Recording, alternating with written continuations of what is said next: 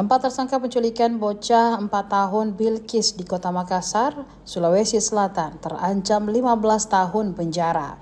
Keempatnya adalah perempuan SY, pekerjaan PRT atau pekerja rumah tangga, alamat Kecamatan Rapocini, Kota Makassar. Yang kedua perempuan NH, pekerjaan pengurus rumah tangga, alamat Kecamatan Kartasura, Kabupaten Sukoharjo, Provinsi Jawa Tengah atau Jateng. Tersangka ketiga yakni perempuan inisial MA, pekerjaan PRT, beralamat di Kecamatan Bangko, Kabupaten Merangin, Provinsi Jambi. Dan keempat adalah pria inisial AS, karyawan honorer, yang beralamat di Kecamatan Bangko, Merangin, Provinsi Jambi. Keempat tersangka dihadirkan saat konferensi pers di Mapores Tabes Makassar. Mereka mengenakan kaos oranye bertuliskan tahanan dengan tangan terborgol. Kapolda Sulsel Irjen Pol Juhandani Raharjo Puro merilis pengungkapan ini didampingi Kapolres Tabes Makassar, Kombes Pol Arya Perdana, dan Wali Kota Makassar Munafri Arifuddin. Juhandani mengatakan para pelaku dijerat pasal berlapis. Jadi pasal-pasal yang disangkakan adalah pasal 83 junto pasal 76F Undang-Undang Nomor 35 Tahun 2014 tentang Perlindungan Anak. Melaporkan bahwa telah terjadi penculikan terhadap anak di bawah umur.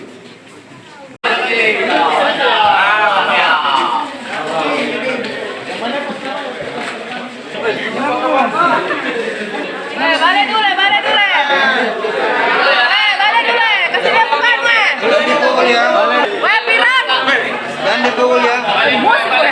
Jangan kau balik tahu. Balik dulu. Balik dulu. Piran muka nu. Oh jangan tahu. Penyelidikan Polres Tabes sudah mengamankan 4 tersangka. Adapun tersangka adalah SY, perempuan 30 tahun, pekerjaan PRT, alamat Kecamatan Rapocini, Kota Makassar.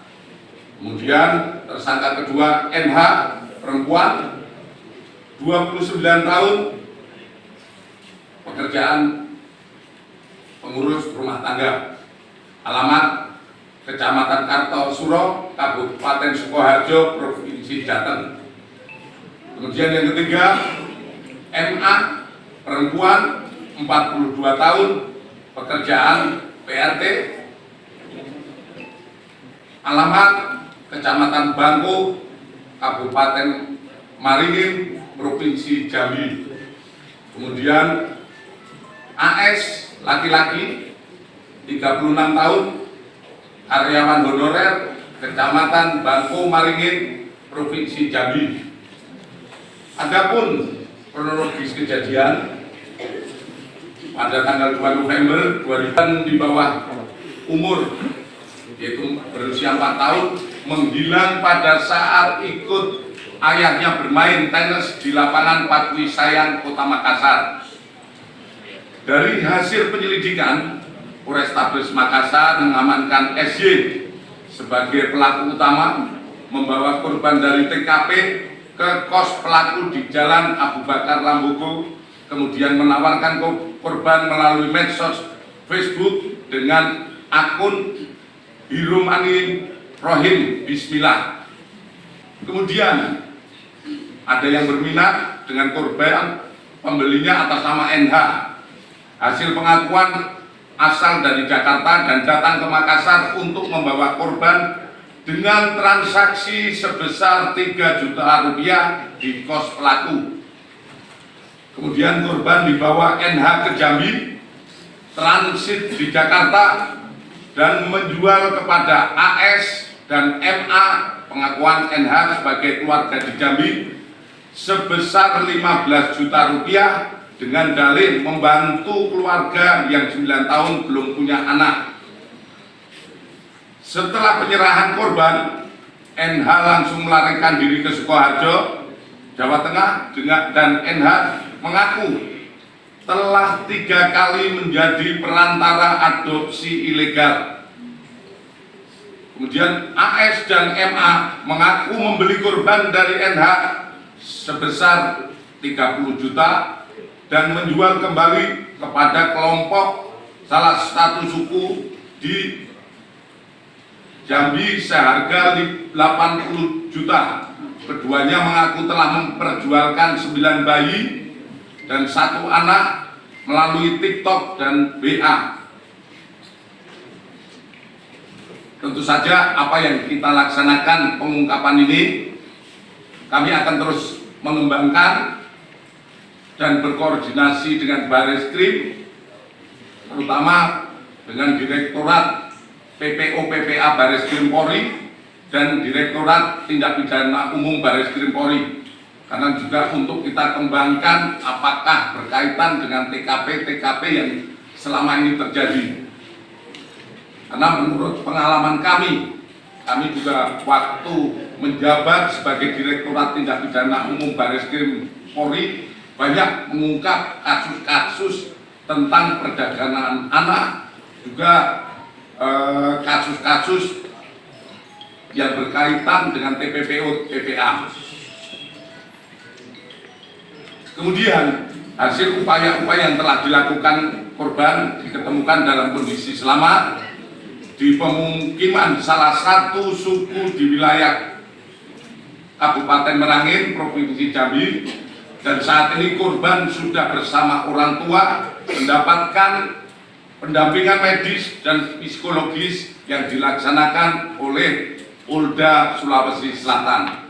Kepada anak, saat kita amankan, langsung kita berikan pelayanan medis, termasuk ketika sampai di Polda Sulsel, dan ke depan kami akan terus memantau psikologis anak. Tentu saja ini nanti kami berkoordinasi lebih lanjut dengan Bapak Wali Kota untuk mendapatkan dukungan terhadap anak-anak yang menjadi korban.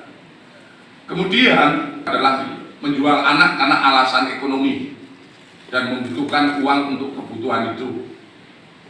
Dari proses penyidikan, barang bukti yang diamankan adalah 1 unit HP Samsung JI putih milik SY, 1 buah ATM BRI, dan uang tunai 1,8 juta. Kemudian 1 unit iPhone milik NH, 2 unit HP milik AS dan MA, yang saat ini tentu saja kami gunakan untuk proses penyidikan dan pengembangan lebih lanjut.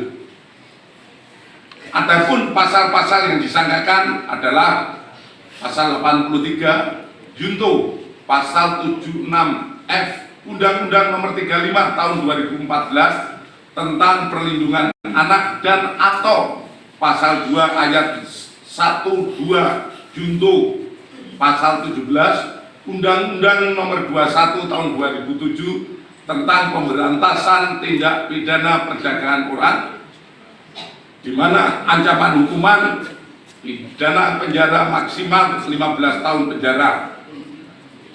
Untuk kasus